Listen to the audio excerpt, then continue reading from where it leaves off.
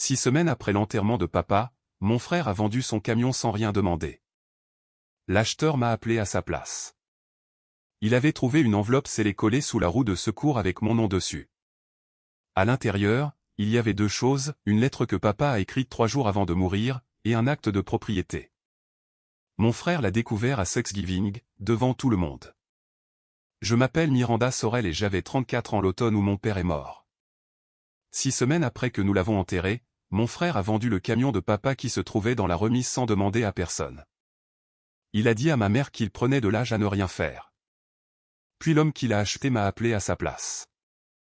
Il était passé sous la benne de ce camion pour vérifier la roue de secours avant un long trajet et, collé sur le dessus, il y avait une enveloppe scellée avec mon nom écrit de la main de mon père. À l'intérieur se trouvaient 2 choses, une lettre que mon père avait écrite 3 jours avant de mourir et un acte de propriété. Je n'ai pas dit un mot à ma famille à ce sujet pendant 23 jours. Ce qui s'est passé à Thanksgiving devant tout le monde est la partie dont ils ne veulent toujours pas parler. Nous avons enterré mon père un mercredi, la 2e semaine de septembre, au salon funéraire sur la place d'Ellery. J'ai choisi le cercueil. J'ai écrit la notice nécrologique et je l'ai relue 4 fois, cherchant le mot que j'aurais mal orthographié. J'ai appelé l'église pour le repas et je leur ai dit 80, et 73 sont venus. Et j'ai pensé à ces 7 chaises vides plus que je n'aurais dû. Mon frère Neil se tenait à la porte dans une belle veste et serrait chaque main qui passait. Il a dit « Merci d'être venu » une centaine de fois de cette voix douce que les hommes utilisent aux enterrements. Les gens prenaient sa main dans les leurs. Ma mère a pleuré sur le premier banc au moment opportun et a dit à Rhonda Beckart assez fort pour la 2e rangée « Dieu merci pour Neil ». J'étais assise au bout et je tenais les lunettes de lecture de mon père dans la poche de mon manteau parce que je n'avais pas trouvé d'autre endroit où les mettre. Voici la partie que je veux que vous compreniez avant que toute autre chose n'arrive. J'ai enterré mon père un mercredi et j'ai trié le courrier un jeudi parce que la route 2 se moque du genre de semaine que vous passez et il n'y avait personne d'autre au bureau qualifié pour s'en occuper. 412 boîtes. Je les connais toutes. Je sais quelle boîte aux lettres à la porte qui ferme mal et laquelle a un nid de guêpe en juillet et quel vieil homme attend au bout de son allée à 10h40 parce que sa fille écrit le mardi. Voilà qui j'étais dans cette famille. Celle qui savait où tout allait. Personne n'a dit un seul mot sur la propriété cette semaine-là. Pas un mot. Ce fut la dernière semaine tranquille que nous avons eue.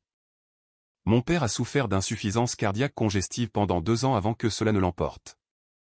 Et pendant ces 2 années, je l'ai conduit à 61 rendez-vous. Je sais que c'était 61 parce que je les ai tous notés dans le carnet que je garde sur le tableau de bord. J'ai dormi 4 nuits sur une chaise d'hôpital à Héron. J'ai payé sa facture d'électricité en février quand le chèque d'invalidité est arrivé en retard et je ne lui ai jamais dit que je l'avais fait, ce qui est une forme de bêtise en soi parce qu'il l'a découvert de toute façon par la coopérative. Neil venait environ 1 fois par mois. Il apportait une tarte de la boulangerie, restait 40 minutes et s'asseyait là où mon père pouvait le voir. Et ma mère parlait de cette visite pendant le reste de la semaine. Ce n'est pas de l'amertume de ma part. C'est juste l'arithmétique de la situation. En juin, j'ai posé une question simple à ma mère à la table de la cuisine. J'ai demandé si papa avait un testament et où l'acte de propriété était conservé. Elle n'a même pas levé les yeux de ses haricots. Tu t'occupes de la cuisine, ma chérie. Laisse ton frère s'occuper des affaires d'homme. J'ai laissé tomber comme je laissais tomber les choses depuis que j'avais 19 ans. Je veux être honnête avec vous sur mon propre rôle dans tout ça parce que cela aura de l'importance plus tard. Je croyais que faire le travail équivalait à avoir son mot à dire. Ce n'est pas le cas. C'est juste faire le travail. Chaque fois que je réglais quelque chose discrètement, j'apprenais à ces gens que je m'en occuperais toujours et que je ne demanderais jamais à voter. C'était de ma faute. Il y a une chose de cet été à laquelle je n'ai pensé que bien plus tard. Papa a reniflé et m'a demandé de nulle part si je me souvenais encore comment marquer le bois avec de la peinture. J'ai dit, bien sûr. Il a hoché la tête et n'a pas expliqué et je n'ai pas demandé. 3 jours avant sa mort, un mercredi, je suis venu à la maison familiale après ma tournée et je l'ai trouvé sur les marches de l'escalier arrière, le teint devenu gris. Il était allé quelque part. Sa bonne chemise était mal boutonnée au col et la voiture d'Odessa sortait juste de l'allée. J'ai demandé où il avait été. Je suis allé signer quelques bricoles, a-t-il dit, en l'écartant d'un geste de la main comme une mouche. Il respirait de cette manière superficielle qui me faisait compter sans le vouloir. Je me suis assise sur la marche en dessous de lui et nous avons regardé la crête devenir orange. Puis il a dit, aussi nonchalamment qu'un bulletin météo, la roue de secours sous le camion est dégonflée. Va voir dessous quand tu auras une minute. Je lui ai dit que je le ferais tout de suite. J'avais un compresseur dans mon coffre et cela me prendrait 10 minutes.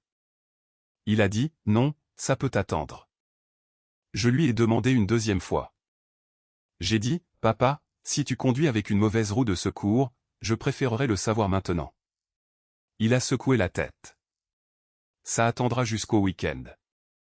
Alors, je l'ai écrit dans le petit carnet que je garde sur le tableau de bord de ma voiture de postier, celui où j'écris quels allées sont délavés. Samedi roue secours camion papa.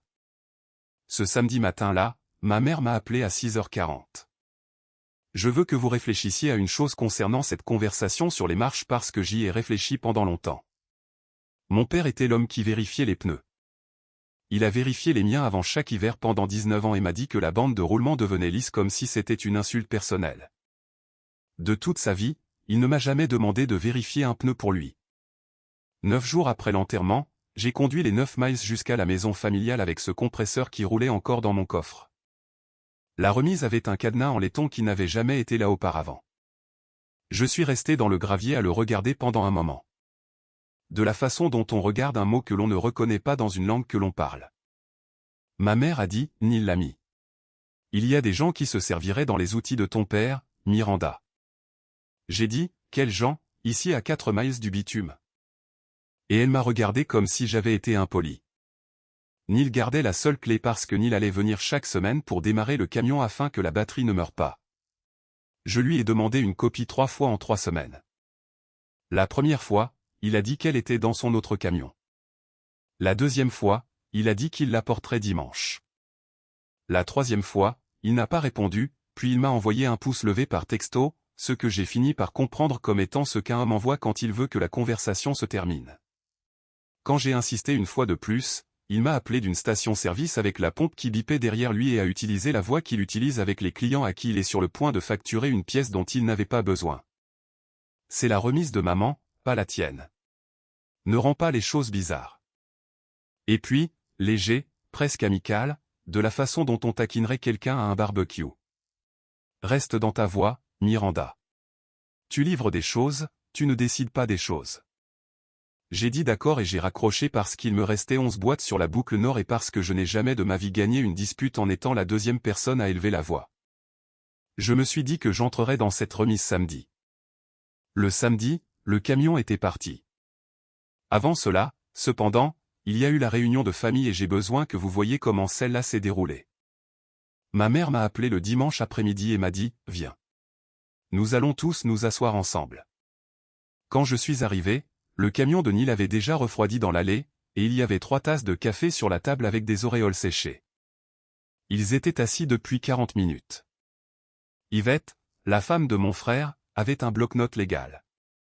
Neil a mené la réunion comme une estimation de travaux. Maman avait besoin d'un toit, et il avait un devis de 14 800, et le bois à l'arrière ne faisait que coûter de l'argent en impôts chaque année. Il a dit, coûter de l'argent en impôts 2 fois. Yvette a posé sa main sur mon poignet et a dit, je dis seulement cela parce que j'aime cette famille. J'ai posé une seule question. J'ai demandé au nom de qui le terrain était. La table est devenue silencieuse pendant environ 2 secondes, ce qui dans cette maison est long. Ma mère a dit que c'était au nom de mon père, puis elle a dit, c'est à toute la famille maintenant. J'ai demandé à quoi ma part de cela était censée ressembler. Et ma mère s'est penchée, m'a tapoté la main et a utilisé la voix douce, celle qu'elle utilise à la porte de l'église, et elle l'a dit devant eux deux sans ciller. Tu n'as pas de terre, Miranda.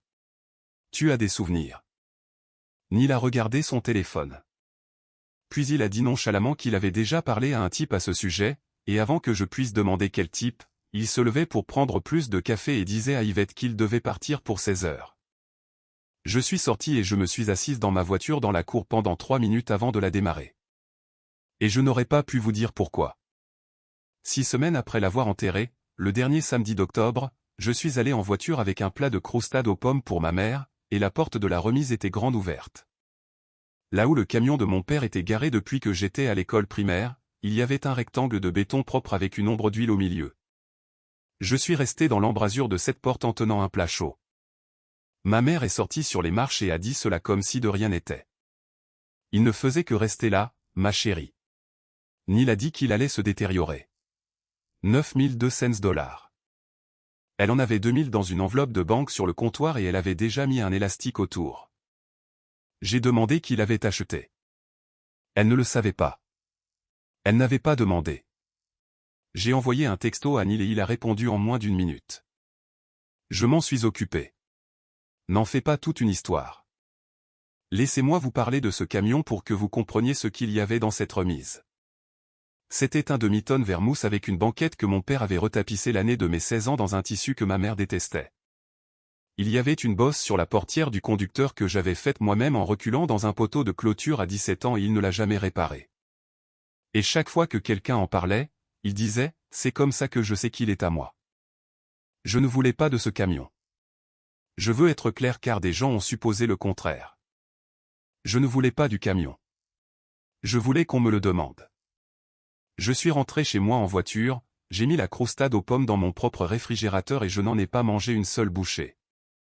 3 jours plus tard, un mardi après-midi, mon téléphone a sonné avec un numéro du comté voisin. Si vous avez déjà appris quelque chose sur votre propre famille par un parfait étranger, alors vous savez déjà ce que mon estomac a fait quand ce numéro s'est affiché. Restez avec moi sur celui-ci. La partie qui a tout changé est collée sous un pneu et c'est à environ 2 minutes d'ici. Abonnez-vous pour ne pas perdre le reste. Le nom de l'homme était EMTT Vachon, 63 ans, monteur de ligne à la retraite, à 41 miles à l'est dans le comté voisin, et il parlait comme un homme qui n'a jamais été pressé de sa vie. Il a dit qu'il avait acheté un demi-tonne vert à un type d'ailerie et qu'il s'apprêtait à tirer une remorque de foin avec.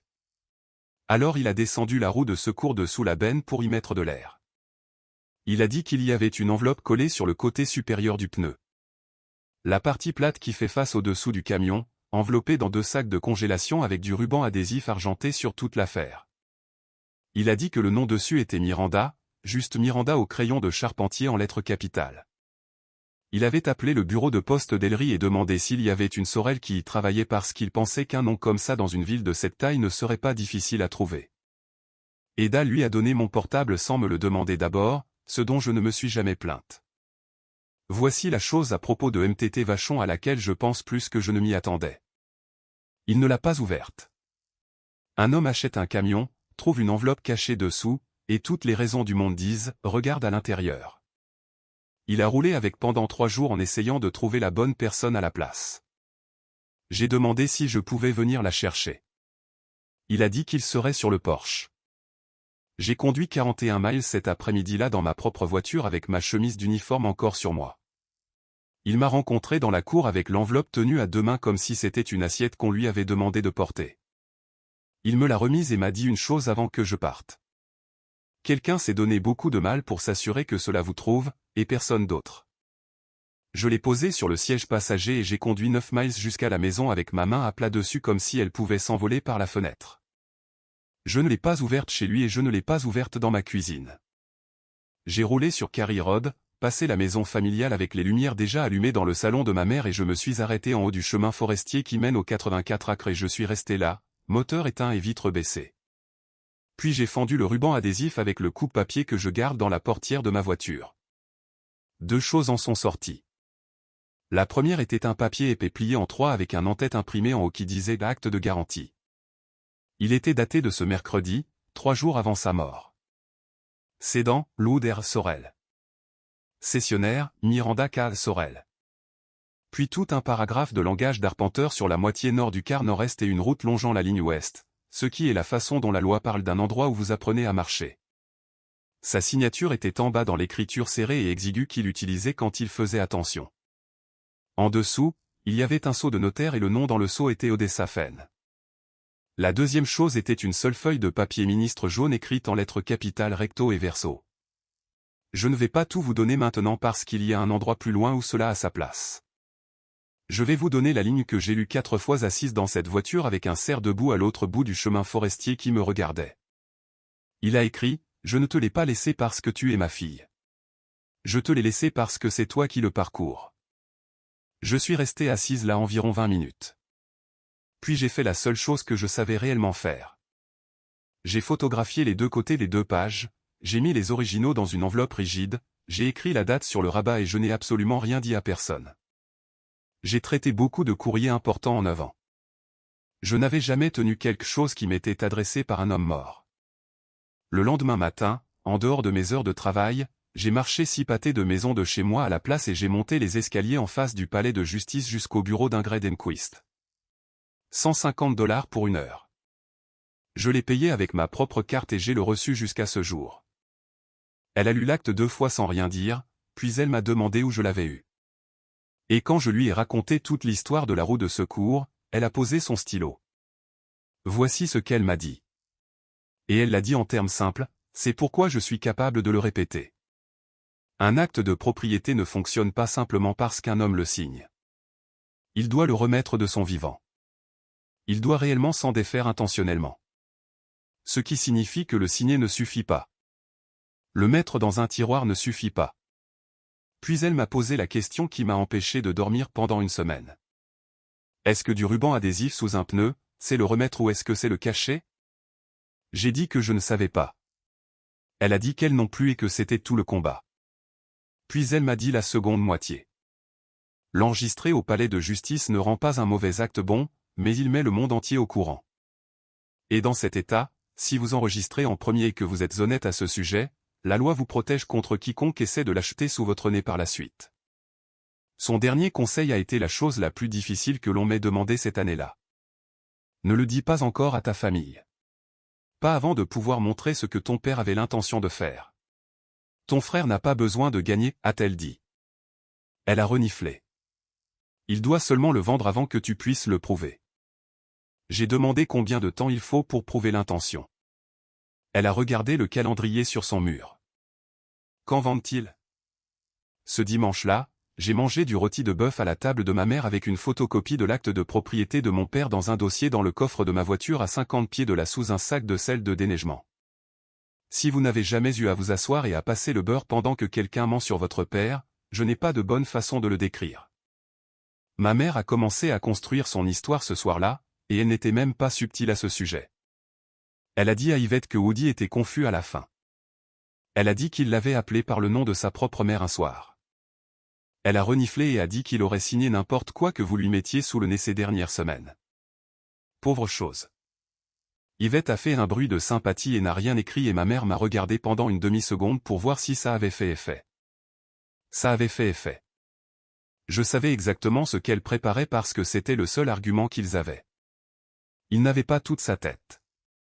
Et je savais, assise là avec de la sauce sur mon assiette, que si j'ouvrais la bouche, je leur donnerais 3 semaines d'avertissement. Alors j'ai dit que le rôti était bon.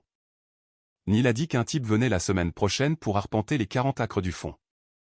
Ma mère a dit, eh bien, n'est-ce pas une bonne chose? J'ai lavé chaque plat dans cette cuisine, j'ai essuyé les comptoirs et je suis parti à 19 h, comme je le fais toujours. J'ai lavé chaque plat dans cette maison et je n'ai pas dit la seule phrase qui aurait mis fin au repas. En allant à ma voiture, j'ai passé devant le camion de Neil dans le noir. Il y avait un dossier sur le siège passager, vert foncé, avec une sorte de feuille imprimée dans le coin. Je ne pouvais pas lire le nom d'où j'étais. Je pouvais lire sa forme. Mardi, lors de ma tournée, j'ai mis une enveloppe commerciale dans une boîte à fer long et je me suis arrêté avec ma main encore dans la porte. Même feuille, un Daryl Hardwood, de Wexford. Maintenant, je veux dire cela clairement parce que c'est important pour moi et cela devrait être important pour vous. Je n'ai pas ouvert cette enveloppe. Je n'ouvre le courrier de personne. Ni celui de mon frère, ni celui d'un étranger, pas même le pire jour de ma vie. Ce que j'ai fait à la place, c'est de finir ma boucle, de me garer et d'appeler un Daryl Hardwood depuis mon propre téléphone comme n'importe quelle femme du comté pourrait le faire. J'ai reniflé et j'ai demandé s'ils avaient un travail à venir sur Carey Road. La fille au téléphone n'a même pas hésité. Le projet Sorel, l'équipe arrive le lundi après Thanksgiving, j'ai demandé. Et je me suis fait une voix ennuyée. Quel genre de coupe c'était? Elle a dit une coupe à blanc. Tout ce qui est marchand, de tige en tige, puis broyer ce qui reste. Mon père a marqué le bois avec de la peinture bleue pendant 40 ans. Il arpentait un peuplement en octobre et mettait une bande sur ceux à prendre et laissait le reste debout pour que le prochain sache ce qu'il regardait. Il a vendu du bois sur pied 3 fois dans toute sa vie. Et les 2 fois avant celle-ci, il en a pleuré dans l'atelier où il pensait que personne ne pouvait l'entendre. Ils allaient ne rien laisser. 9 jours avec une abatteuse groupeuse et 84 acres ressembleraient à un parking avec des souches. Je me suis assise dans ma voiture sur le parking de la Poste et j'ai fait le calcul sur le calendrier. C'était le 7e jour depuis que j'avais ouvert cette enveloppe. Il restait 16 jours. Et je ne savais toujours pas en tant que quoi mon frère avait signé parce qu'il ne possède pas un pouce carré de ce terrain. Ingrid l'a découvert pour moi avec un appel téléphonique à un homme avec qui elle avait fait des clôtures pendant des années. Neil a signé le contrat de bois en tant que représentant de la succession de mon père. Il leur a donné une copie certifiée conforme du certificat de décès et une lettre d'autorisation avec la signature de ma mère dessus. Pas falsifiée, signée. Elle s'est assise à une table avec un stylo à la main et a mis son nom dessus. Je l'ai lu 3 fois sur le bloc-notes d'Ingrid avant que ça ne rentre complètement. Il y a une chose à propos des contrats de bois par ici à laquelle personne ne pense jusqu'à ce que ça leur arrive. Un contrat de bois sur pied est signé sur une poignée de main et un rapide coup d'œil aux registres fiscaux parce que c'est une culture, pas une maison. Daryl n'allait pas faire une recherche de titre complète jusqu'à juste avant la clôture du contrat, qui était la semaine après Thanksgiving. Jusque-là, ils opéraient sur la confiance et un certificat de décès. Ingrid a tapoté son stylo sur le bureau 2 fois et m'a donné la phrase sur laquelle tout le reste repose. Si vous enregistrez cet acte et que vous leur donnez ensuite un avis écrit, dont vous pouvez prouver la réception. Alors à partir de cette minute, ils ne sont plus des acheteurs innocents. Personne dans cette affaire ne peut dire qu'ils ne savaient pas. Cette nuit-là, ma mère a appelé pour toute autre chose et a lu un texto de Neil à voix haute sans réfléchir, comme elle le fait. Une fois que l'équipe est là, c'est fait. Personne ne peut revenir en arrière. J'ai demandé à Ingrid le lendemain matin ce qu'il faut pour prouver l'intention d'un homme mort. Elle a levé 3 doigts, un témoignage sous serment de quiconque l'a vu signer, un enregistrement écrit de lui traitant le terrain comme s'il était déjà à moi, et l'acte lui-même enregistré. J'avais un des 3. Odessa Fenn a 74 ans et elle a été la secrétaire du lycée d'Ellery pendant 31 ans, ce qui signifie qu'elle a connu tout le monde dans ce comté depuis qu'ils avaient 14 ans et qu'ils étaient stupides. Elle garde son tampon de notaire et travaille à un bureau d'appoint au bureau d'assurance sur la place 2 jours par semaine. Quand je suis entré, elle a dit mon nom avant que je n'ai fermé la porte. Et puis elle a dit, « Je t'attendais, ma chérie. » Et mes yeux sont devenus chauds et je les ai maîtrisés. Elle se souvenait exactement de ce mercredi. Elle s'en souvenait. Elle a dit, parce que Woody Sorrell était le seul homme en 30 ans de notarisation à avoir apporté sa propre chaise. Il a apporté une chaise de jardin pliante de son camion, l'a posée devant son bureau et s'y est assis. Elle a dit qu'il est entré avec un acte déjà tapé et qu'il a tout relu une fois de plus à voix haute à voix basse avant de prendre le stylo. Elle a reniflé et a dit qu'avant de signer, il lui avait dit quelque chose. Il a levé les yeux et a dit, « Je veux que ce soit à elle à partir d'aujourd'hui. Je ne veux juste pas qu'elle se dispute avec sa mère à ce sujet pendant que je suis encore là pour l'entendre. » Elle a dit qu'elle jurerait cela. Elle a dit qu'elle le mettrait dans une déclaration sous serment devant un autre notaire au palais de justice et qu'elle signerait de son nom en sachant ce qu'est le parjure. Elle n'avait pas de carnet à me donner, et je n'en ai pas demandé un. Ce qu'elle avait, c'était sa mémoire et la volonté de la mettre sous serment. Puis elle a dit une autre chose nonchalamment, en ramassant son cardigan. Il m'a demandé ce jour-là si je me souvenais s'il avait déjà déposé ses papiers de foresterie à Wexford de l'année précédente. J'étais sur la route de Wexford à 7 heures le lendemain matin. Le bureau de foresterie du district de Wexford est un bâtiment en briques avec un parking en gravier et un comptoir avec une cloche dessus. J'ai rempli une demande de documents, je me suis assise sur une chaise en plastique pendant 25 minutes et j'ai payé $3 pour des copies. Ce que la femme a ramené était un dossier aussi épais qu'un magazine. Un plan de gestion forestière pluriannuel pour 84 acres dans le comté d'Ellery déposé 14 mois avant la mort de mon père. Des cartes de peuplement, un calendrier d'éclaircies jusqu'à l'année de mes 50 ans. Agrafé à cela, un accord de partage des coûts pour l'amélioration des peuplements forestiers dans le cadre du programme de l'État avec la superficie et le numéro de parcelle tapé. Et en bas, sur la ligne qui dit propriétaire et coopérateur, il y avait 2 signatures, Lou R. Sorrell et Miranda K. Sorrell, la mienne. Je suis resté à ce comptoir et je ne pouvais pas, pour rien au monde, me souvenir de l'avoir signé. Et puis tout d'un coup, je me suis souvenu. Un mardi soir de juillet, l'été d'avant, il a poussé 3 feuilles sur la table de la cuisine vers moi alors que j'étais au fourneau en train de réchauffer son souper parce qu'il ne voulait pas manger à 17 heures comme le médecin l'avait dit. Il a dit, signe juste là pour moi. Ce sont juste des papiers de foresterie. J'ai signé les 3 sans les lire parce que c'est haricots brûlés. Je portais la preuve depuis 14 mois et je ne l'ai jamais su. Je suis sorti et je me suis assise sur le haillon du camion de quelqu'un d'autre sur ce parking en gravier et j'ai lu la lettre de mon père en entier pour la première fois. Il a écrit qu'il avait commencé à le déplacer 1 an et demi plus tôt, un peu à la fois, pour que ce soit fait et tranquille. Il a écrit qu'il savait ce que Neil ferait à la minute où il serait dans le sol et qu'il le savait depuis des années et détestait le savoir. Il a écrit qu'il n'avait plus la force de se battre avec ma mère et qu'il était désolé de me laisser le combat à la place. Et il a réécrit la ligne en bas, soulignée 2 fois. Je te l'ai laissé parce que c'est toi qui le parcours. Il ne me l'a pas caché. Il l'a caché de la dispute. Cet après-midi-là, j'ai cessé d'être une personne à qui les choses arrivaient. Au milieu de la semaine suivante, Yvette avait pris les devants. Elle l'a mis sur la chaîne de prière de l'église, ce qui dans ce comté est plus rapide qu'Internet et plus difficile à corriger. S'il vous plaît, priez pour notre famille. Il y a un différend sur des terres. S'il vous plaît, priez spécialement pour ma belle-mère, qui est en deuil et qui subit cela. Elle n'a pas utilisé mon nom. Elle n'en avait pas besoin. Le jeudi, 3 personnes sur ma propre tournée m'ont posé des questions en baissant les yeux. Madame Vogt, qui a 71 ans et n'a jamais adouci quoi que ce soit de sa vie, est venue jusqu'à sa boîte en robe de chambre et m'a demandé sans détour. Ma chérie, est-il vrai que tu poursuis ta mère en justice? J'ai dit, non, madame. J'ai dit que je n'avais rien déposé contre personne et que je n'avais pas l'intention de le faire. Et puis j'ai dit la seule chose que je me suis autorisé à dire pendant 3 semaines. Je ne fais rien dont j'aurais à chuchoter. Elle m'a regardé une seconde puis elle a dit quelque chose pour lequel je n'étais pas prête. Elle a dit que mon père était passé chez elle l'été d'avant. Il s'était assis sur son porche, avait bu un verre de thé et lui avait demandé le numéro de téléphone de l'avocat qui avait fait les papiers de son mari. Elle a dit qu'elle le lui avait donné et qu'il l'avait écrit au dos d'un reçu de magasin d'aliments pour animaux. Ma mère m'a appelé ce soir-là en pleurant. Si fort que je pouvais entendre l'humidité. Elle a dit que je l'avais humiliée devant toute l'église. Elle a dit qu'elle ne pouvait pas se montrer au souper du mercredi. J'ai dit que je l'aimais, que je devais me lever à 4h30, j'ai raccroché et je suis resté dans ma cuisine avec ma main encore sur le téléphone. Madame Vogt est également sur la liste de Thanksgiving chaque année. 2 jours après, ma mère a appelé, douce comme un agneau, et a dit « Viens ». J'ai mis ta part de côté. Il y avait une boîte de bananes sur la table de la cuisine.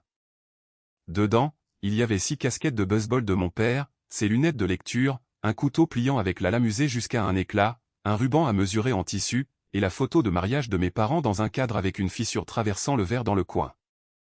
Je suis resté là avec mes mains sur la boîte, et ma mère l'a répété avec ses yeux brillants de cette voix qu'elle réserve pour les marches de l'église. Tu n'as pas de terre, ma chérie, tu as des souvenirs. Puis elle a glissé un morceau de papier sur la table vers moi. Il était tapé. Renonciation à intérêt. Mon nom était déjà imprimé en bas au-dessus d'une ligne de signature, correctement orthographiée, initiale du 2e prénom et tout. Il y avait un tampon d'imprimerie dans le coin arrière avec une date dessus. Et la date était le lendemain de la réunion de famille, ce qui signifiait qu'il était resté dans le camion de mon frère pendant 3 semaines en attendant le bon moment. Yvette avait sorti un stylo de son sac à main avant que j'aie fini de lire le premier paragraphe. Ma mère a dit, c'est juste une formalité, ma chérie. Ça maintient la paix. J'ai pris le stylo. Je veux être honnête. Je l'ai pris. Puis je l'ai reposé sur la table et j'ai dit que je le lirais à la maison, et le visage de ma mère a fait quelque chose que je ne lui avais jamais vu faire. J'ai porté cette boîte jusqu'à ma voiture. Quand je l'ai posée sur le siège, les lunettes de lecture ont glissé du pli d'une casquette, et il y avait un bout de papier plié dans la branche en lettres capitales. Wexford. 2e dossier. Neil attendait sur le parking de la poste à 16h le lundi, garé en travers derrière ma voiture pour que je ne puisse pas reculer. Il est sorti et s'est appuyé sur mon aile, les bras croisés, et il a gardé la voix haute parce que Dal et une employée nommée Pam chargeaient des plateaux à 15 pieds de là, et il voulait qu'ils entendent le frère raisonnable. Il a demandé à propos du papier. Il a dit, le toit de maman fuit dans un seau dans la chambre du fond, et est-ce que j'avais été dans cette chambre récemment? Il a dit, la famille a besoin d'argent, pas de principe. J'ai dit, je ne signe pas les choses le jour même où je les lis, et je ne l'ai jamais fait. Et il le savait à mon sujet. Il a ri. Pas méchamment, pire que méchamment. Il a ri comme si j'avais dit quelque chose de charmant à un mariage, et il s'est penché et l'a répété. Les mêmes mots, plus lentement cette fois, pour que je comprenne. Tu livres des choses, Miranda. Tu ne décides pas des choses. Et puis il est devenu un peu trop content de lui, comme il le fait toujours environ 10 secondes après avoir pensé qu'il a gagné. Il a dit le lundi après Thanksgiving, tout est fini et puis toute cette histoire disparaît et tout le monde oublie ça d'ici Noël. Dal s'est approché avec un plateau sur la hanche et m'a demandé très nonchalamment si tout allait bien ici. Neil a dit tout va bien, mon pote. Dal n'a pas bougé. Neil est monté dans son camion et a reculé. Je suis resté là dans le froid avec mes clés à la main et j'ai pensé à 3 timbres recommandés et à qui exactement je voudrais qu'ils signent pour eux. Je livre des choses depuis 9 ans. Il ne s'était jamais tenu derrière moi à ce comptoir. Vous seriez surpris de ce que les gens signent sans en lire un mot. Ce soir-là, je me suis assise à ma propre table de cuisine sur Pike Street jusqu'à 23 heures avec 4 choses disposées devant moi, une à chaque coin comme des couverts. La renonciation, l'acte, le dossier de foresterie, la lettre. Je me suis forcé à parcourir tout le registre à voix haute dans ma propre maison parce que personne d'autre n'allait jamais me le relire. 61 rendez-vous, 4 nuits sur une chaise à Héron. La facture d'électricité de février, le réveillon de Noël que j'ai passé sous l'évier de la maison familiale avec une clé à pipe pendant que tout le monde mangeait. J'ai reniflé. Les 3 ans où j'ai fait le rôti du dimanche de ma mère parce qu'elle ne pouvait pas lire une recette après que ses yeux aient baissé. Et ce que j'ai eu pour tout ça, c'était une boîte de bananes et une page tapée avec mon nom déjà imprimé en bas. Je suis resté assise là, les yeux secs, et je n'ai pas déchiré cette renonciation en deux. Et je veux vous dire pourquoi. Parce que c'est la seule chose que j'ai faite de tout ce mois dont je suis réellement fier. Le déchirer m'aurait fait du bien pendant 9 secondes. Au lieu de cela, je l'ai mis dans un dossier, j'ai écrit la date de réception sur l'onglet et je l'ai classé avec le reste. Chaque fois que j'avais absorbé quelque chose tranquillement, j'avais appris à ces gens que je ne demanderais jamais à voter. C'était fini maintenant, et ça n'allait pas être fini parce que je criais. Je n'allais pas me disputer avec ma mère. J'allais déposer les papiers. À 7 heures le lendemain matin, j'ai appelé le bureau et j'ai pris une demi-journée, ce que je n'avais pas fait en 4 ans. Et Dal m'a demandé 2 fois si j'étais malade. Le bureau de l'enregistrement au palais de justice du comté d'Erie est au rez-de-chaussée, dans un couloir qui sent la cire à parquet et les vieux radiateurs. Et il y a un comptoir en bois usé et pâle à 2 endroits où les gens s'appuient depuis avant la naissance de mon père.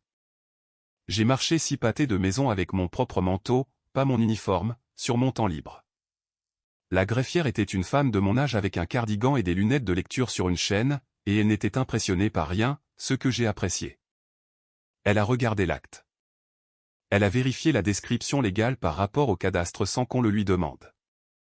Elle m'a tendu une déclaration de transfert immobilier et une déclaration cédant cessionnaire et a pointé les cases avec un stylo. Je les ai remplies debout. Elle a remarqué une chose que j'avais laissée en blanc, l'endroit où les factures d'impôts devaient être envoyées, et j'ai écrit ma propre adresse sur Pike Street et je l'ai paraphée. Puis elle a tamponné le coin supérieur droit avec une machine qui fait le chink et elle a écrit un numéro de document dessus au stylo à billes et elle m'a dit le montant des frais et je lui ai fait un chèque personnel pour cela. C'était tout. Elle m'a rendu une copie certifiée conforme avec le sceau du comté pressé dessus et m'a dit « Vous voudrez garder ça quelque part au sec, ma petite ?» Ça a pris 19 minutes et m'a coûté moins qu'un plein d'essence. Je veux être honnête sur ce que j'ai ressenti parce que je m'attendais à quelque chose et j'ai eu autre chose. Je n'ai pas eu l'impression de gagner. J'ai eu l'impression de finalement livrer une lettre à la bonne maison après qu'elle soit allée à la mauvaise pendant 1 an. Je me tenais sur les marches du palais de justice dans le froid avec cette copie dans une pochette en plastique à l'intérieur de mon manteau. Et j'ai compris 2 choses en même temps. Tout le plan de mon frère était maintenant un mensonge qu'il avait déjà raconté à d'autres personnes. Et personne au monde ne le savait encore, ce qui signifiait que ça ne valait rien. Si vous regardez ceci et que vos parents sont encore là, posez-leur une question ce soir. Pas combien, pas qui obtient quoi, juste ceci. Où est-ce écrit et qui en a une copie? Il a fallu l'écriture d'un homme mort sous une roue de secours pour que j'apprenne cela. Si cela vous interpelle, laissez un commentaire et abonnez-vous et laissez-moi finir de raconter. Le lendemain, j'ai posté 3 lettres et je les fais au guichet du même bureau de poste où je travaille après mon service, de mon propre portefeuille. Je veux dire pourquoi parce que quelqu'un demande toujours si j'avais fait passer ça par l'arrière ou utilisé un bout de ruban adhésif du bureau. Mon frère aurait passé le reste de sa vie à dire aux gens que j'ai utilisé mon poste gouvernemental contre ma propre mère. Alors j'ai fait la queue derrière Monsieur Ostrandé et ses boîtes de Noël comme n'importe qui d'autre. Et Pam m'a servi et j'ai payé le prix public. Courrier recommandé avec accusé de réception, les 3. Le premier est allé à Underhill Hardwood à Wexford avec une copie de l'acte enregistré, le numéro de document et le tampon du comté juste là sur la face. Le second est allé à l'avocat chargé de la succession de mon père, celui que ma mère a engagé, avec l'acte et une copie de la déclaration sous serment d'Odessa. Le troisième est allé à la société de titres qu'Underhill utilise parce qu'Ingrid a dit que la société de titres est celle qui arrête réellement une clôture. Il n'y avait aucune menace dans aucune d'entre elles. Pas de langage d'avocat, pas de demande, pas de « vous aurez de mes nouvelles ». Chacune disait la même chose simple. Ce terrain est acté et enregistré à mon nom. Voici le numéro. Voici une copie. Veuillez agir en conséquence. Le courrier recommandé n'est pas pour effrayer les gens. C'est pour s'assurer que plus tard, personne ne pourra se lever et dire qu'il ne savait pas. Et je n'en ai pas envoyé un à Neil. Ingrid était ferme à ce sujet. L'acheteur est celui qui subit la perte. Et mon frère était la seule personne dans cette affaire qui pouvait encore détruire quelque chose si on lui donnait une semaine d'avance. 9 ans sur cette route m'ont appris la partie que la plupart des gens comprennent à l'envers. L'envoyé n'est pas la moitié importante. La moitié importante est qui signe. Thanksgiving était dans 8 jours. Le jeudi, Odessa Fenn est entré dans le palais de justice avec son beau manteau et a signé sa déclaration sous serment devant le notaire du bureau du greffier du comté parce qu'un notaire ne peut pas notariser sa propre déclaration. Elle l'a écrit clairement, que Woody Sorrell est venu à son bureau le mercredi en question, qu'il a apporté sa propre chaise pliante et s'y est assis, qu'il a lu l'acte à voix basse avant de signer, et qu'il a dit qu'il voulait que ce soit à sa fille à partir de ce jour-là. Et qu'il voulait seulement lui épargner une dispute avec sa mère de son vivant. Elle l'a signé en sachant ce que signifie le parjure, et elle me l'a dit en face sur les marches du palais de justice. Ensuite, je suis monté au bureau de l'évaluateur et j'ai sorti la fiche de propriété de la parcelle, ce que n'importe qui peut faire sur demande. L'adresse postale pour la facture d'impôt sur ces 84 acres avait été changée lors du cycle fiscal précédent, elle a reniflé, changé pour ma boîte postale, sur un formulaire que mon père a rempli et signé lui-même en avril de l'année précédant sa mort. Ingrid les a disposés tous les 3 sur son bureau, côte à côte. Le plan de foresterie avec mon nom sur la ligne du propriétaire, la fiche fiscale, la déclaration sous serment. Elle a tapoté chacun avec 2 doigts. Ce n'est pas un morceau de papier que quelqu'un a trouvé sous un pneu, a-t-elle dit. C'est un homme qui fait la même chose encore et encore pendant 14 mois. Puis elle m'a demandé comment je voulais jouer ça. Elle a dit que nous pouvions intenter une action en justice lundi et laisser mon frère transpirer pendant les vacances. Et honnêtement, elle avait l'air d'apprécier. Ou je pouvais laisser le courrier faire le travail et garder la vaisselle de ma grand-mère sur la table. J'ai choisi la table. Je ne le savais pas alors, mais mon frère avait aussi choisi la table. Vendredi, je suis allé à la maison familiale avec la prescription pour la tension artérielle de ma mère parce que la pharmacie d'Ellery ferme à 17 h et elle ne peut pas conduire depuis son opération de la cataracte. La télévision était éteinte, ce qui n'arrive jamais. Elle était assise dans le fauteuil de mon père avec ses lunettes de lecture sur le bout de son nez et un bulletin paroissial sur ses genoux qu'elle ne lisait pas. Elle ne m'a pas entendu entrer. Quand elle l'a fait, elle ne s'est pas levée. Elle a dit « Assieds-toi 1 minute ». Alors, je me suis assise par terre à côté du fauteuil comme je le faisais quand j'avais 8 ans. Elle a dit « 46 ans ». Elle l'a dit à la fenêtre. Puis elle a dit la chose la plus vraie que cette femme m'ait jamais dite, personne ne te dit que la maison devient bruyante. Elle a dit qu'elle laissait la radio allumée toute la nuit dans la cuisine. Elle a dit qu'elle se couchait à 20h30 parce qu'elle ne supportait pas la dernière heure avant. Elle a dit qu'elle se tenait à la porte arrière certains matins et regardait la remise et ne pouvait pas se résoudre à y aller. Pendant environ 2 minutes, nous étions une mère et une fille et j'avais ma main sur sa cheville et aucune de nous n'a rien dit du tout. Puis elle a saisi mon poignet. Même voix. Exactement la même voix. Et elle a dit, alors tu signeras ce papier pour moi pour que je puisse me reposer. Et quand je n'ai pas répondu, elle a dit le reste. Ton frère dit que si tu ne le signes pas, je devrais aller vivre avec eux. Je suis restée assise là, sur le sol de cette maison, et je pouvais entendre quels mots étaient les siens et quels mots lui avaient été donnés. Et j'aurais pu vous dire l'après-midi exact où on les lui avait donnés. J'ai dit, maman, tu ne vas nulle part, jamais. Et j'ai dit, je ne signe rien ce soir. Et tu peux lui dire que j'ai dit ça. En sortant, je suis passé devant la remise. Le cadenas en laiton pendait ouvert sur le moraillon avec l'anse coupée nette, et la boîte à outils roulante de mon père avait disparu. Lundi, mon superviseur m'a appelé dans le petit bureau derrière les boîtes et a fermé la porte, ce qui en 9 ans ne s'était jamais produit. Quelqu'un avait téléphoné pour exprimer une préoccupation selon laquelle un facteur utilisait le courrier pour s'immiscer dans une affaire familiale privée. Il a reniflé et n'a pas dit le nom de mon frère, et il n'en avait pas besoin. Et à son crédit, il avait l'air de préférer être n'importe où ailleurs dans l'État. J'ai posé 3 reçus de vente au détail sur son bureau. Horodaté au guichet après mon service, payé avec ma propre carte de débit avec le numéro d'employé de PAM imprimé dessus. Il a reniflé et les a regardés pendant peut-être 10 secondes. Puis il les a empilés, me les a rendus et a dit, 9 ans, pas une seule plainte. Va finir ta tournée. C'était toute la réunion. Je suis resté assise dans ma voiture pendant 1 minute après, les mains sur le volant. Et ce que je ressentais n'était pas de la colère. C'était une sorte de clarté froide parce qu'un homme qui appelle votre travail est un homme qui n'a plus de meilleures idées. Neil m'a envoyé un texto cet après-midi-là. Je ne veux pas le faire comme ça. Ne me force pas. Puis 20 minutes plus tard, papa n'allait pas bien à la fin, et tu le sais. Ma mère a appelé 3 fois ce soir-là et a utilisé une voix différente à chaque fois. La première était mielleuse. La deuxième portait sur la façon dont je l'avais humiliée à l'église. La troisième, elle pleurait si fort que je ne pouvais pas distinguer la moitié de ce qu'elle disait, et elle m'a raccroché au nez avant que je puisse répondre quoi que ce soit. J'ai répondu aux 2 une fois par écrit de la même manière que je répondrais à un client qui crie de l'autre côté du comptoir. Court, poli et sur papier. J'ai dit que je les aimais. J'ai dit que je ne signais pas. J'ai dit que nous pourrions en parler après les vacances. L'après-midi suivant, le premier carton vert est revenu dans mon propre courrier. Le mardi, la veille de Thanksgiving, les 3 reçus étaient de retour dans ma boîte. Des petits cartons verts, du genre de ceux que j'ai collés sur 10 000 envois pour d'autres personnes. Carton 1, Daryl Hardwood, Wexford, livré le vendredi précédent, signé sur la ligne par Q. Daryl, pas une réceptionniste, l'homme lui-même d'une écriture qui penchait fortement vers la droite. Carton 2, le bureau de l'avocat de la succession, signé par une secrétaire juridique.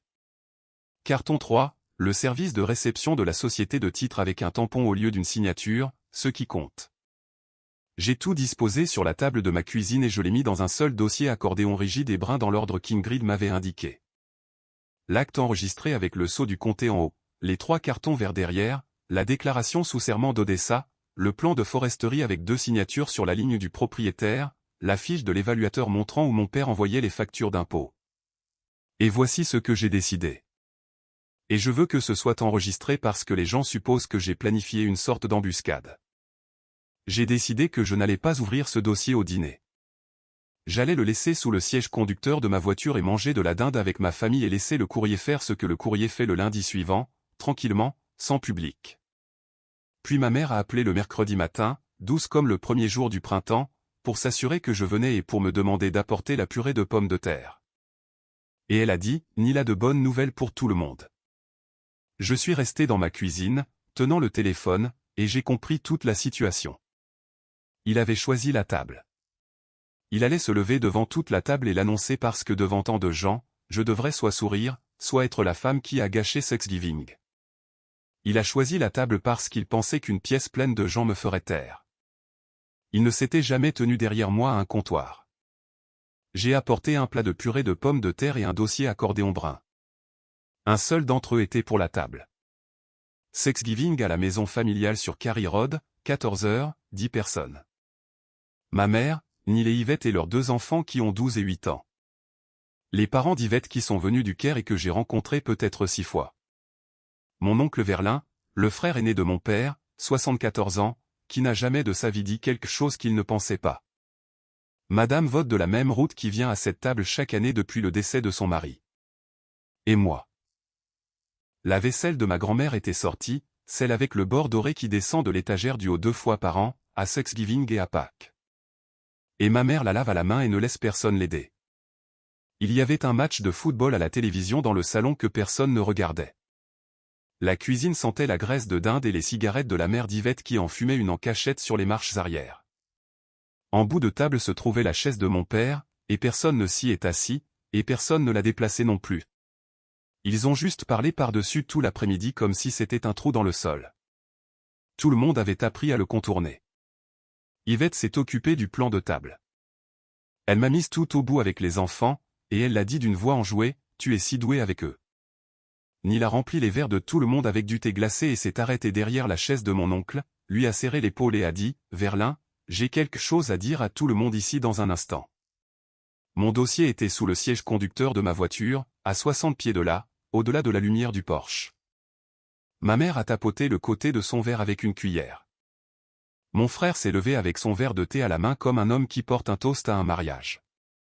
Il a parlé de papa pendant environ une demi-minute. Il a dit, « Papa a travaillé dur. Papa n'a jamais rien demandé à personne. Papa aurait voulu que cette famille soit prise en charge. » La mère d'Yvette a dit, « Amen. » Puis il est passé directement à l'argent de la même manière qu'un vendeur passe des photos de mariage de votre fille au plan de paiement. Il a dit qu'il avait réglé les détails administratifs. Il a dit qu'une bonne entreprise de Wexford arrivait lundi matin avec une équipe et que ce serait fait avant Noël. Et puis il a mis la main dans sa veste, a sorti un chèque et l'a posé à côté de l'assiette de ma mère, face visible, et a dit, « C'est le toi, maman. 14 800, tu seras au sec d'ici le nouvel an. » Ma mère a mis la main sur sa bouche. Les parents d'Yvette ont applaudi.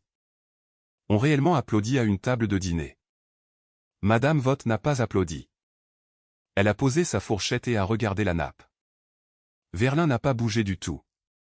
Neil est resté debout et il m'a regardé tout au long de cette table avec une expression que je ne peux qualifier que de généreuse et il a dit, « Je sais que certaines personnes vont ressentir une certaine chose à ce sujet, mais c'est ce que les adultes doivent faire. » Son fils, le garçon de 12 ans, a demandé s'ils allaient couper les bois où se trouve le ruisseau.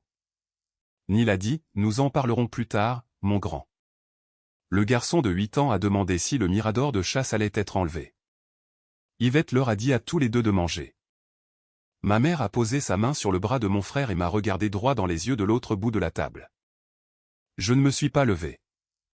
J'ai posé ma fourchette sur mon assiette et j'ai posé une question de la même voix que j'utilise pour dire à quelqu'un que ses colis sont à l'annexe. J'ai dit, « Neil, en tant que quoi as-tu signé ce contrat ?» Il a répondu sans hésiter parce qu'il l'avait déjà dit à quelqu'un d'autre, représentant de la succession. Il avait la lettre d'autorisation de maman, tout était en règle. Les avocats en ont une copie. J'ai posé la deuxième question. J'ai dit, « Et quel jour se termine-t-il » Il a dit, « Lundi. » Puis il a ajouté, « Et c'est la partie que je veux que tu retiennes. » Pourquoi ? Ma mère n'a pas laissé la situation en arriver à une troisième question. Elle a posé sa main à plat sur la table et elle l'a dit de sa voix d'église, chaleureuse, pleine de pitié, assez forte pour les parents d'Yvette à l'autre bout. « Miranda, tu n'as pas de terre, tu as des souvenirs. Ton père me l'a dit lui-même. » Cette dernière partie était un mensonge, pas une nuance, pas un souvenir qui s'estompe. Un mensonge raconté sur un homme mort à sa propre table, sur sa propre vaisselle, avec 9 personnes qui écoutent. Et je connaissais le pouce carré précis de papier qui le prouvait. Tout le monde me regardait. Le garçon de 12 ans avait arrêté de mâcher. J'ai dit, « Excusez-moi une minute. Je dois aller chercher quelque chose dans ma voiture. » Yvette a dit, « Oh, ne rends pas les choses bizarres. » J'ai dit, « Je ne rends pas les choses bizarres, Yvette. Je les rends claires. » Et je me suis levé et je suis sorti par la cuisine. La porte moustiquaire a claqué une fois derrière moi, 60 pieds de gravier, puis elle a claqué à nouveau. Je suis revenu avec un dossier accordéon brun, et je n'ai pas marché jusqu'au bout de la table. Je me suis tenu derrière ma propre chaise, au bout des enfants où ils m'avaient mise, et je l'ai ouvert et j'ai posé les choses une par une, en faisant glisser chacune vers le milieu où se trouvait la saucière et j'ai dit une courte phrase avec chacune. D'abord, l'acte avec le sceau du comté pressé dans le coin et le numéro de document au stylo à billes. Papa a signé ça 3 jours avant de mourir. Je l'ai enregistré il y a 9 jours. Deuxièmement, la déclaration sous serment d'Odessa Fenn. Odessa l'a notariée. C'est sa déclaration sous serment au palais de justice. Troisièmement, le plan de foresterie. C'est sa signature et c'est la mienne, 14 mois avant son décès. Puis la quatrième chose, j'ai pris le carton vert avec l'écriture penchée de Q1 Daryl dessus et je l'ai fait glisser tout le long de la table jusqu'à ce qu'il s'arrête contre l'assiette de mon frère. Le moulin a signé pour ma lettre vendredi dernier. C'est son nom dessus. Neil s'est levé si vite que sa chaise est tombée en arrière et a heurté le cadre de la porte. Il a frappé la table avec le plat de sa main, et la vaisselle à bord doré a sauté, et le thé glacé a traversé la nappe vers Madame Vaught, qui a déplacé son assiette sans jamais quitter mon frère des yeux. Il a dit que je l'avais falsifié. Il a dit, papa n'avait pas toute sa tête à la fin, et tout le monde à cette table le savait. Il m'a pointé du doigt à travers 8 pieds de dinde, et il a crié la chose qu'il m'avait dite toute ma vie, sauf que cette fois, il n'y avait plus rien d'amical. Tu es une factrice. Tu es celle qui distribue les lettres des autres. Et je suis resté là, les mains à plat sur le dossier de ma chaise, et je lui ai répondu calmement et je vous promets que je n'ai pas élevé la voix d'un pouce. Tu as raison, Neil. Je livre des choses et tu as signé pour l'une d'entre elles. Ma mère a commencé à pleurer et s'est tournée vers Madame Vaught et a dit que j'avais gâché Thanksgiving. Et puis le téléphone de mon frère s'est mis à sonner, face visible sur la table à côté de la sauce, et il a baissé les yeux vers l'écran et il s'est assis. C'était Quentin Daryl qui appelait un après-midi de Thanksgiving. Ce coquin homme ne fait à moins que quelque chose ne se soit effondré. Neil a répondu avec sa main en coupe autour du téléphone, et mon oncle Verlin a dit, mets-le sur haut-parleur, mon fils. Et Neil, qui avait dirigé cette table pendant 2 heures, a fait ce que son oncle lui a dit. La voix d'Daryl est sortie, plate et fatiguée, dans cette cuisine. Il a dit que les recherches de titres étaient revenues ce matin-là. Il a dit qu'il y avait un acte enregistré sur la parcelle à un autre nom et que le contrat était nul et qu'il n'enverrait pas d'équipe lundi. Et puis il a dit la phrase qui a coupé le souffle dans la pièce. Il a dit qu'il avait besoin des 40 000 $ en retour, l'avance qu'il avait versée en septembre. Et il avait besoin de savoir avant le 1er du mois comment Neil avait l'intention de les rendre. Septembre. 6 jours avant la mort de mon père, mon frère a pris 40 000 $ contre un peuplement de bois qui n'a jamais été le sien. Ma mère a dit, quoi? 40 000? Neil ne l'a pas regardé. Il ne lui a pas répondu non plus, ni à ce moment-là, ni jamais. Et c'est là que la dernière pièce s'est mise en place pour moi, assise là, au bout de la table des enfants. Le camion. 9 200 $ 6 semaines après que nous ayons enterré papa, sorti d'une remise avec une nouvelle serrure. Il ne s'agissait jamais de la batterie qui tombait en panne. L'avance était déjà dépensée et le paiement du chargeur compact arrivait à échéance. Il ne s'est jamais excusé.